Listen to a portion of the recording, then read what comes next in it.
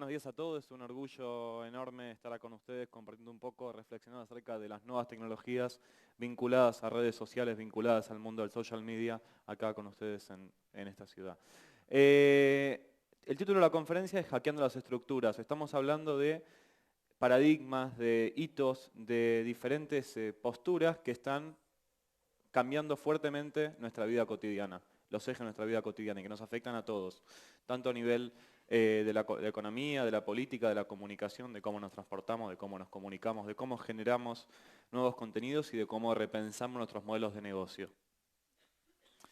Las innovaciones tecnológicas nos cambian las reglas del juego. Acá estamos hablando de redes sociales, pero social media no es solamente redes sociales y cómo nos comunicamos con nuestra par. Son todo el paraguas que está por detrás, que lo rodean tecnologías anexas, que rodean diferentes tipos de posturas que nos obligan a repensar las formas en que transmitimos nuestros mensajes.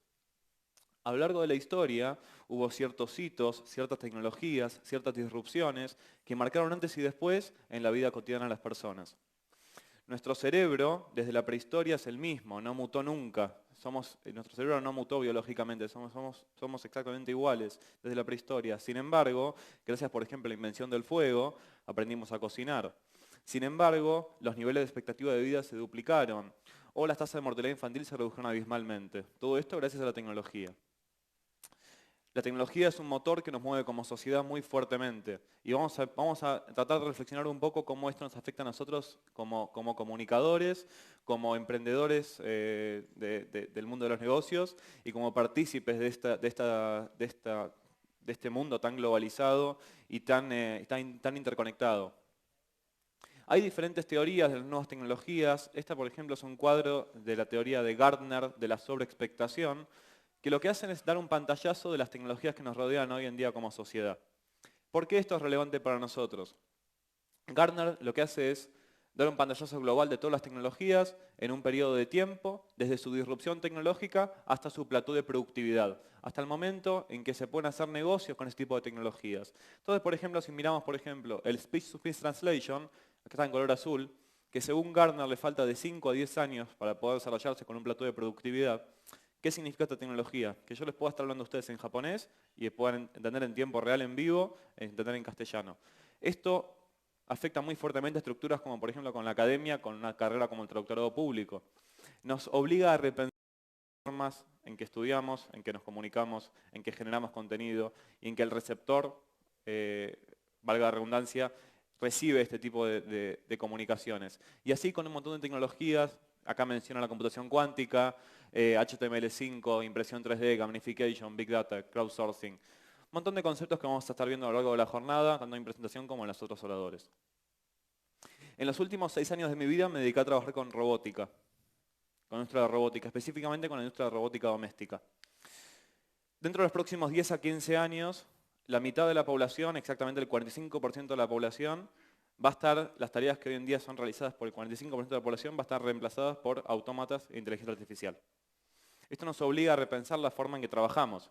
¿Y por qué todo esto nos importa a efectos de las redes sociales y el mundo de la comunicación en esta era tan globalizada?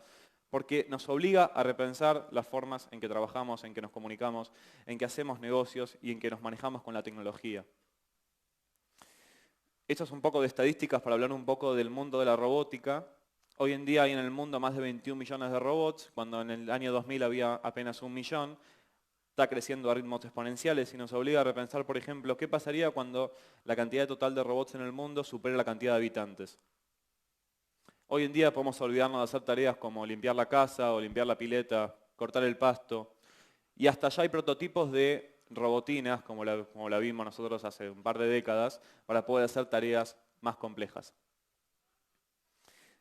Siguiendo hablando un poco de inteligencia artificial y de cómo nos comunicamos nosotros con los datos y cuáles van a ser estos procesos de interconexión con los datos, Ray Kurzweil, que es el principal exponente del mundo de la inteligencia artificial en el mundo, afirma que por la década de 2030 la parte no biológica de nuestra inteligencia va a predominar. ¿Qué significa esto? Que para la década de 2030, como hoy en día podemos acceder a un cúmulo gigante de información en nuestros celulares, en los dispositivos que tienen ustedes en sus bolsillos, vamos a poder acceder a nanobots, a mini robots en el cerebro, interconectados a la nube, para poder acceder a ese cúmulo de información gigante en tiempo real. Me voy a encontrar con Lalo en la calle, es por 2035, y me voy a preguntar, Lalo, che, Joan, ¿viste lo que pasó en Japón? Y yo en cuestión de milisegundos voy a poder estar conectado con un motor de búsqueda para poder brindar esa información directamente conviviendo con mis células biológicas. Esto nos obliga a repensar muy fuertemente las formas en que nos comportamos como seres humanos, la forma en que consumimos contenidos y las formas que tenemos que proyectar nuestros emprendimientos. Corriéndonos un poco de eje, está cambiando muy fuertemente la forma en que consumimos contenidos. Plataformas como el Oculus Rift de realidad virtual que nos permiten vivir experiencias que ya son imposibles de vivir o trasladarnos a entornos que son, por una cuestión de recursos y por una cuestión de restricciones, que son muy difíciles de acceder. Imagínense que tengan un par de lentes mágicos que se los pueden poner y trasladarse al lugar que ustedes deseen. Eso es lo que es capaz la realidad virtual. Es escaparse a un entorno absolutamente paralelo, alterno, plagado de estímulos, y que las diferentes industrias se van a modificar muy fuertemente. La industria de los videojuegos ya tiene inmersión completa con chalecos que cuando a uno le disparan siente descargas eléctricas y está corriendo en un entorno paralelo. O se puede revivir el stat de los Beatles en primera fila, o hasta trasladarse al Maracaná en primera fila y mirar el partido en vivo, plagado de estímulos. Y la realidad virtual está rompiendo barreras de que el cerebro ya no es capaz de distinguir entre si está en un entorno de realidad virtual o está en la realidad, entre comillas, que no vamos a entrar en discusión filosófica qué es la realidad, pero eso es lo que es capaz de esa tecnología. Y estamos obligados nosotros como comunicadores a tenerlo esto en cuenta y a pensar las formas en que nos comunicamos y generamos contenidos. Sabrá la mayoría, Oculus Rift es una empresa basada en Silicon Valley, basada en California, comprada por Facebook, adquirida por Facebook en $2.000 millones hace unos 3-4 meses. Mark Zuckerberg, cuando compró Oculus, mencionó en su Facebook, Oculus tiene la oportunidad de crear la plataforma más social que jamás haya existido. Si recordamos la visión de Facebook, que es la de interconectar a las personas mediante una plataforma genérica que va mutando en un futuro. Oculus elimina las barreras del dispositivo de la pantalla específica. Ya no es más una pantalla de 4, 5, 6 pulgadas o un televisor de 55, 60, 100 pulgadas. Ahora es un entorno absolutamente inmersivo por completo, plagado cada vez más de estímulos. Algunas anécdotas para poder también pensar los diferentes proyectos que están en torno. Second Life, para enero del 2015, está lanzando su versión para Oculus Rift. Estos ya son muchos validadores que nos están, valga la redundancia, validando este tipo de tecnología y obligando a repensar las diferentes industrias que están entrando al campo este. Yendo a otro tipo de tecnologías, la realidad aumentada, con dispositivos como el Google Glass, como este tipo de dispositivos, nos obliga a repensar las formas también en que consumimos contenidos directamente. Yo hoy en día, a través de estos anteojos, que es un prototipo de Google, puedo acceder a todo un cúmulo gigante de información y sacar fotos guiñando un ojo y mandarla a Twitter. Esto nos obliga a repensar las formas de la privacidad, las éticas en comunicación y las formas en que consumimos contenidos. Ahora con los Glass y el micrófono ya parezco un cyborg, pero bueno, mejor me lo saco. Después, los que quieran probarlo, me avisan. Y uno se siente que tiene como pequeños superpoderes.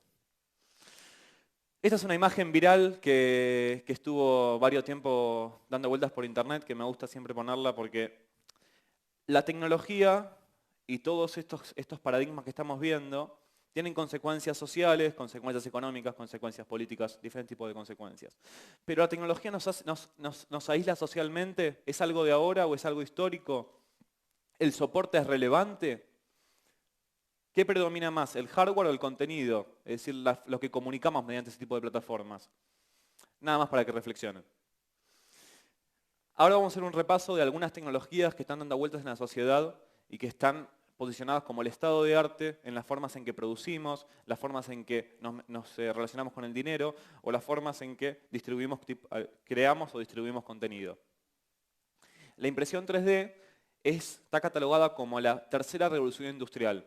Es la masificación de la producción. ¿Qué significa esto? Significa que en un futuro nuestros hijos van a poder imprimir sus propios juguetes. O en un futuro una persona esto rompe intereses muy fuertes, industrias muy fuertes, como por ejemplo la industria de la matricería o la industria de la manufactura en serie. Yo, si vivo solo, voy a tener un vaso, y me va a venir alguien a comer a mi casa, voy a imprimir otro vaso más, cumpliendo esa necesidad específica que tenga mediante ese tipo de tecnologías. Usando esta tecnología y bajándola al mundo de las redes sociales y de social media, surgen prototipos como este. Un vestido impreso en 3D que su transparencia se regula a partir del nivel de actividad que tenemos en redes sociales. Mientras mayor nivel de actividad tenemos en redes sociales, más transparente va a ser la textura que tiene ese vestido, mientras menor transparencia va a ser más oscuro con este tipo de tecnología. Son prototipos que plantean dilemas éticos que son muy fuertes, pero es interesante ver cómo todo esto se interconecta entre sí. Usando este tipo de tecnología, nosotros desde Buenos Aires, desde la ONG Darwin Research, habrán escuchado, creamos la primera prótesis de una mano impresa en 3D. El caso de Felipe Miranda, de un chico de 3 algarrobos de 11 años, fue mediáticamente muy conocido, más o menos por junio, julio del 2014, hace junio, julio de este año. Acá está Solene entregando el segundo caso, la segunda mano. ¿Qué consecuencia real y por qué estamos viendo esto? Y le voy al caso de la mano particularmente porque hay datos exactos, numéricos, para poder repensar esto. Una prótesis de una mano, hoy en día en Argentina, una prótesis mioeléctrica, sale $40.000. Sale $40.000. Esta prótesis, impresa en 3D, sale $2.000 de costo. Lo que hace es bajar la brecha social. La tecnología nos está bajando la brecha social de una forma abismal. Nos permite acceder a un montón de más de gente. Nos obliga a repensar las oportunidades que nos presenta este tipo de tecnología. Hablando de otra tecnología que está revolucionando el mundo económico, está el Bitcoin. El Bitcoin es un proyecto de código abierto que plantea un nuevo sistema económico, que plantea que no hay la necesidad de que intervenga un tercero en una transacción de valor. Bitcoin es un proyecto que nace a fines del año 2008, principio del año 2009, y creció un 10.000% en los últimos 5 años. Y nos obliga también a repensar las formas en que transaccionamos en la red. Nos obliga a repensar las formas en que distribuimos contenido, en que descentralizamos el contenido, en que usamos las redes par a par, aprovechando este poder de la red. Y este poder de la red está basado en todas las tecnologías que estamos manejando nosotros. Los cruza tecnologías como plataformas como el Big Data, Internet de las Cosas, que ahora Lara nos va a contar más sobre esto. Son todos paradigmas que están validando y que son el paraguas de este tipo de tecnología. Bitcoin nos plantea un dilema ético también muy fuerte. Nosotros en las últimas décadas, desde la invención del papel moneda del siglo XVIII, nos basamos en una creencia en God we trust, creemos en Dios para mejorar nuestra economía. Bitcoin no cree en Dios. Las tecnologías están mutando al nivel de creencia a una creencia más matemática, más racional, más basada en el poder de cómputo real, donde no intervienen seres humanos. Y esto también vale para la inteligencia artificial, vale para la impresión 3D, vale para todas las tecnologías que estuvimos viendo últimamente. Si hablamos un poquito, también para mencionar, el sistema económico, estuvimos hablando de cambios económicos, de cambios sociales, de cambios de hábitos de consumo. Los cambios políticos también, la tecnología está insertando lentamente también en la política, lo vamos a hablar eso en un ratito, pero hay proyectos ya que incursionan las tecnologías, las redes sociales, la participación, el poder de la red para poder intervenir también en las decisiones que se generan a nivel político, para poder tener un mayor nivel de representación. En la ciudad de Buenos Aires ya hay varios proyectos que están incentivando el uso de tecnologías para poder aumentar este poder de participación. Hablamos de acá de cambios para el mundo emprendedor, hablamos del cambio para el mundo de los consumidores en cuanto a la recepción de contenidos, hablamos de las formas en que manejamos nuestra economía, hablamos del futuro de las formas en que vamos a emprender. Una de las herramientas, y para también la anteúltima para ir cerrando, es el financiamiento colectivo. Hoy en día ya no tenemos que solamente quedarnos con que hay inversiones privadas, créditos, subsidios. El financiamiento colectivo es una herramienta que hoy en día es válida y está permitiendo la creación de modelos de negocios y de emprendimientos que antes eran imposibles, siempre basándonos en este poder global de la red. Ya hay estas plataformas de financiamiento colectivo específicas de nicho, para industrias creativas, para industrias tecnológicas, para industrias de humanidades, de sociales y humanidades. Hay un caso muy particular que pasó en agosto de una ensalada de papas que se financió en 15 días con $50.000 de los creadores de Spotify. Esto era medio una burla, pero era real. El financiamiento fue real, fue por Kickstarter. Y también nos obliga a repensar que hay nicho para todo. Como hay nicho para que está el canal de YouTube de los bloopers de los gatos que se caen y tiene 3 millones de suscriptos, también tenemos casos de financiamiento colectivo de propuestas o de proyectos que hasta nos parecen absurdos. Para terminar vamos a hablar un poquito de gamification, vamos a hablar un poquito de los procesos lúdicos que integran las redes sociales.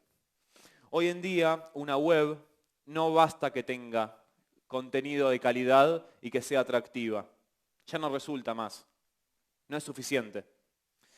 Se integran los contenidos lúdicos, se integra la ludificación, la gamification, para poder lograr objetivos que van más allá del objetivo específico del juego.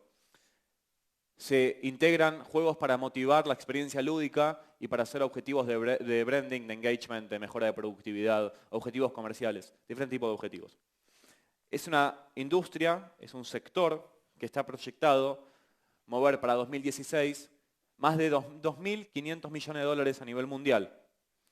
Es un sector que está creciendo muy rápidamente y que lo tenemos que tener en cuenta para los emprendimientos, para los diferentes proyectos que tengamos y específicamente en redes sociales. Cada vez más la gente busca los procesos lúdicos para poder lograr objetivos más allá del objetivo específico del juego, sino para lograr objetivos paralelos. Para finalizar, antes de finalizar, esa es una pequeña reflexión de todo lo que estuvimos hablando recién y lo que también creo que es una de las conclusiones del panel de tendencias. Nosotros tenemos un cambio tecnológico que avanza exponencialmente. Tenemos un cambio tecnológico que avanza a ritmos que son inimaginados. Tenemos una transición histórica que es única en el mundo. Y por detrás tenemos un cambio social, un cambio económico y finalmente un cambio político. Nuestra misión como comunicadores, como partícipes de toda esta ola, es combatir esta brecha y hacerlo lo más chica posible. Porque el cambio tecnológico avanza exponencialmente y nosotros a nivel social, a nivel económico y también a nivel político, tenemos que poder aprovechar esta brecha y poder hacer nuestros modelos de negocios, nuestros proyectos personales, nuestros proyectos de vida en general para poder combatir todo este tipo de brecha. Y les quiero dejar una frase de Isaac Asimov. Isaac Asimov es un autor de ciencia ficción muy reconocido del siglo XX, que en la década del 30, en uno de sus libros, dijo que el aspecto más triste de la sociedad actual es que la ciencia gana en conocimiento más rápidamente que la sociedad en sabiduría. Tenemos que demostrarle a Asimov que podemos dar vuelta esa teoría, dice Asimov. Podemos crecer en cuanto a sabiduría como sociedad. Y tenemos que aprovechar todas estas olas tecnológicas que nos vienen por adelante para poder repensar nuestros niveles de productividad, repensar nuestros emprendimientos, repensar las formas en que comunicamos y sintetizando la forma en que vivimos. Muchas gracias a todos.